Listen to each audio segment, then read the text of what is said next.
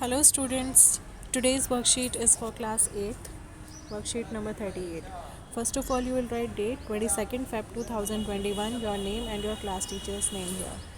So student, this worksheet is about articles and we already know that there are three articles a, an and the.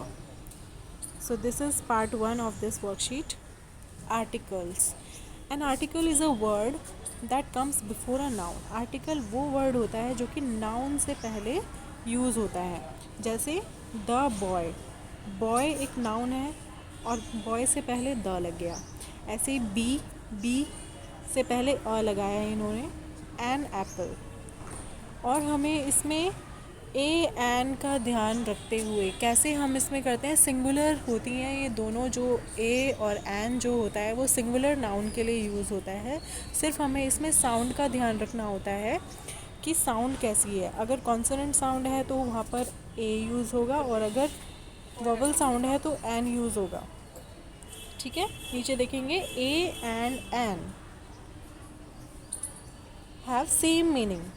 इन दोनों का same मतलब होता है. ए और N जो होते हैं ये दोनों इनडेफिनेट आर्टिकल्स होते हैं.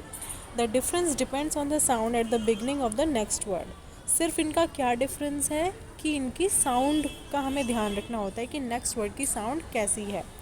When the next word starts with a consonant sound, जब कोई नेक्स्ट वर्ड या जो भी नाउन वहाँ पर दिया हुआ है कॉन्सोनेंट साउंड से स्टार्ट होता है तो वहाँ पर हम ए यूज़ करते हैं. And when the next word start with a vowel sound, then we use an. तो हम an का यूज़ करते हैं. जैसे a book, अब b जो है वो कॉन्सोनेंट है, ब की आवाज़ आ रही है तो वो हो जाएगा a book. a frog, a car, a lemon, a dog, a truck. ऐसे ही an में an apple, ए की आवाज़ आ रही है, an orange, o. तो जितने भी हमारे वॉवल साउंड होती हैं वहाँ पर हम an का यूज़ करते हैं.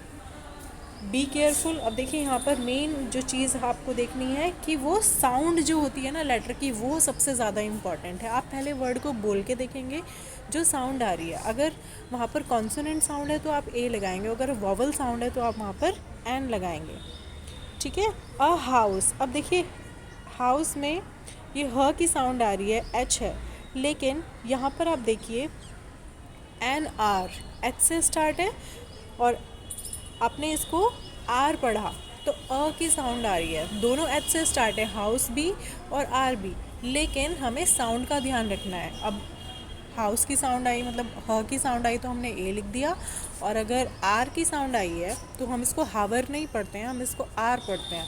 ठीक है, तो वहाँ पर हमने एन लगा दिया. इसी तरीके से दूसरा देखिए एन अंकल, अ की साउंड आई तो एन हो गया. और यूनिवर्सिटी, अब यूनिवर्सिटी में यू की साउंड आ रही है ना. य जो है वो कॉन्सोनेंट साउंड है तो हम वहाँ पर ए लगाएंगे. ठीक है, तो इसी तरह से आपको ये कुछ रूल्स होते हैं जो कि फॉलो करने पड़ते हैं. सिर्फ आपको वर्ड्स को बोल के देखना है. अगर साउंड वहाँ पर कॉन्सोनेंट की आ रही है तो आप ए लगाएंगे, और अगर वहाँ पर साउंड वॉवल की आ रही है तो आप एन लगाएंगे.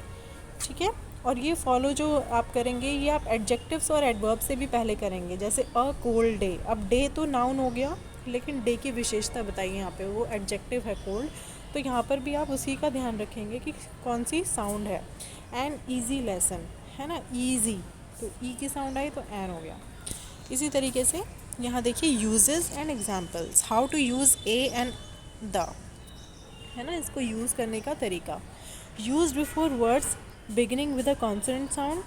जो ए होता है ये कॉन्सोनेंट साउंड से पहले यूज़ होता है, जैसे a man, a lamp, a cat. और जो एन होता है वो कहाँ यूज़ होता है, that begin with a vowel sound. An apple, an eraser, an umbrella. ठीक है, नीचे कुछ एग्जाम्पल्स भी दिए हुए हैं. A chair, a school, a lion, a bed, a man, a woman, an elevator, an egg, an elephant, an oven, an ear, an avocado. ठीक है, तो इसी तरीके से आपको फिलअप्स करने हैं. नीचे देखिए ए और एन का यूज़ करते हुए आपको फिलअप्स करने हैं. There is dash green English book on the desk. अब ग्रीन आप देखेंगे जी की साउंड आ रही है, ग है ना, तो अ हो जाएगा यहाँ पर. There is a green English book on the desk. She is reading dash old comic, है ना, ओल्ड, ओ की साउंड आ रही है. तो जो भी ओ, है ना, ई, ई, ऊ, ओ, औ, अंग, है ना। ये जो साउंड होती हैं, या आ, ये जो भी साउंड होती हैं, आपने हिंदी में जो स्वर पढ़े हैं, तो इनकी जो साउंड होती है वो सब वोवल साउंड कहलाती है। ठीक है बच्चों, तो आपको बस यही ध्यान में रखना है कि अगर कहीं पर भी ये साउंड आ रही है तो वहाँ पर आप एन लिखेंगे। She is reading an old comic, तो ये एन हो जाएगा। They have got dash idea, आ, तो आ की साउंड आई ना, तो यहाँ पर हो गया an idea. He is drinking a cup of coffee. ठीक है, तो इसी तरीके से आपको बाकी फिलअप्स भी करने हैं। नीचे वाला क्वेश्चन देखेंगे, इसमें क्या करना है, tick the correct answer and cross the wrong answer. सही जो आंसर है उसको आप टिक करेंगे और जो गलत है आप उसको रॉन्ग करेंगे। जैसे फर्स्ट सेंटेंस देखिए, my mother is a honest women. अब आपने देखा यहाँ पर तो एच से लिखा हुआ है ना, लेकिन बोलने में किसकी साउंड आ रही है, ओ की, ऑनेस्ट, ये साउंड आ रही है ना, तो यहाँ पर एन होना चाहिए। तो ये वाला सेंटेंस हमारा हो गया wrong. Second sentence, my mother is an honest women, ठीक है, तो एन ये वाला हमारा सही हो गया, ऑनेस्ट। थर्ड है, can you please bring me an glass of water. An glass तो नहीं होगा क्योंकि इसमें ग की साउंड है, तो ये हो जाएगा wrong. She is a dentist, अब ड की साउंड आ रही है यहाँ पर, तो ड के साथ हम अ लगा सकते हैं, तो ये हमारा सही हो गया।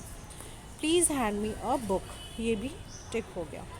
ठीक है, Sonia will bring a small gift to Pooja's party.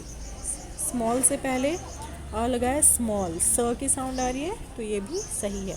I read an interesting story yesterday, I read, है ना, I read an interesting story yesterday, तो एन इंटरेस्टिंग से पहले एन लगाया, तो ये भी सही हो गया। I need a umbrella, umbrella से पहले अ लगाया, और साउंड किसकी आ रही है, अ की साउंड है ना, तो अ की साउंड में हम क्या यूज़ करते हैं, एन, तो ये हो गया हमारा रॉन्ग। ठीक है बच्चों, तो आज की आपकी वर्कशीट है, बहुत ध्यान से करेंगे, पहले सारे रूल्स पढ़ेंगे और फिर आज की वर्कशीट को कंप्लीट करके अपने ग्रुप पर सबमिट करेंगे। Thank you.